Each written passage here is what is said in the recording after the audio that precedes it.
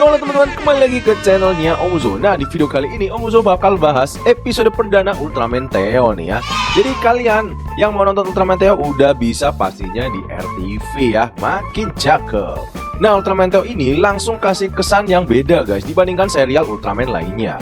Nah, di video kali ini Omuzo bakal bahas alur cerita lengkap, mengupas karakter utama, dan membedah easter egg dan juga teori-teori nih yang kemungkinan bakal ada di Ultraman Theo. So, pastiin kalian nonton sampai akhir karena ada beberapa detail yang menarik yang mungkin kalian gak sadarin guys. Langsung aja kita mulai videonya.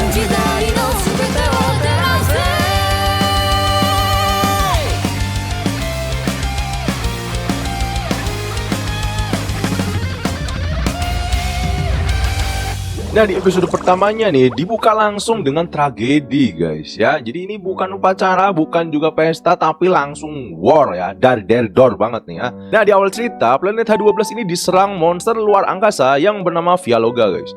Nah, ledakan ini terjadi di mana-mana, penduduk panik, bangunan runtuh, dan yang paling menyedihkan Ultraman Theo ini gak bisa apa-apa.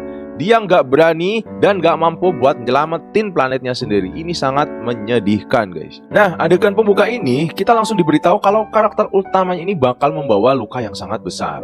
Nah, biasanya nih Ultraman itu datang ke bumi itu sebagai pahlawan guys ya. Tapi dengan Ultraman Theo ini malah salah guys. Dia itu datang ke bumi malah jadi pengungsi ya. Akhirnya dia nyamar ke bumi. Nah, itulah yang menurutnya Omuzo membuat karakter Ultraman Theo ini langsung kerasa berbeda guys. Ini hampir mirip-mirip dengan Ultraman Leo ya. Nah, sesampainya di bumi nih, Ultraman Theo ini hidup sebagai Ibuki Mitsuishi. Nah, yang menariknya lagi, dia ini bukan seorang tentara, bukan ilmuwan, bukan anggota tim tempur guys ya. Melainkan dia adalah mahasiswa kedokteran hewan. Di sini tuh awalnya Omuzo bertanya-tanya ya, kenapa sih dokter hewan? Nah, ternyata jawabannya itu sangat sederhana. Tema Ultraman Theo ini adalah menghargai kehidupan. Bukan cuma manusia, bukan cuma Ultraman, melainkan semua makhluk hidup guys. Nah, detail-detail kecil kayak gini nih yang justru membuat karakternya Ibuki ini langsung lebih terasa hidup. Nah, pada akhirnya Vialoga ini muncul lagi guys. Inilah momen yang paling Omuzo tunggu dan Omuzo paling suka di sini. Ultraman Theo ini nggak langsung berubah jadi Ultraman yang overpower dan melindungi bumi. Tetapi dia masih kikuk, masih keinget tentang masa lalunya, dan masih sering terkena serangan-serangan. Bahkan dia masih kesulitan buat mengendalikan kekuatannya. Nah, disinilah letak dari serunya ya. Kita jadi benar-benar tahu Ultraman Theo ini masih belajar banget guys. Dia ini bukan pahlawan yang langsung sempurna. Dia bakal berkembang bersama ceritanya nanti nih. Nah, kemudian kita bakal masuk ke bagian yang paling seru tentunya, yaitu saat planet H12 hancur. Kalau kalian perhatikan baik-baik, terlihat beberapa sosok Ultraman lain guys. Nah, pertanyaannya nih, apakah mereka ini benar-benar mati guys? Atau malah melarikan diri sama seperti Ultraman Theo ke planet yang lain?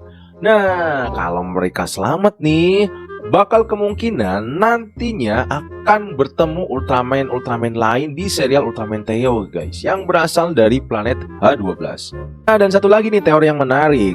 Omuzo rasa Vialoga ini bukanlah musuh utamanya guys. Kemungkinan dia hanya pion-pion aja yang disuruh buat ngancurin dan ngeburu penduduk planet H12. Omuzo rasa masih ada dalam kekuatan yang sangat kuat di balik kehancuran planet H12 ini. Nah, kalau teori ini benar, cerita Ultraman Theo ini bakal jauh lebih besar dari yang kita bayangin guys. Apalagi rumornya Ultraman yang berwarna merah itu yang sering di-highlight sama Suburaya, ini rumornya bernama Ultraman Astreo. Yang mana katanya nih, kedua nama ini, Ultraman Theo dan Ultraman Astreo, ini berasal dari Ultraman Astra dan Ultraman Leo. Bahkan ada teori yang menyebutkan kalau wanita yang di akhir video ini menurut rumornya adalah human form dari sosok merah tersebut guys. Jadi kesimpulannya nih, episode pertama Ultraman Theo ini dikemas cukup baik ya, sebagai pembuka dari Ultraman seri terbaru guys.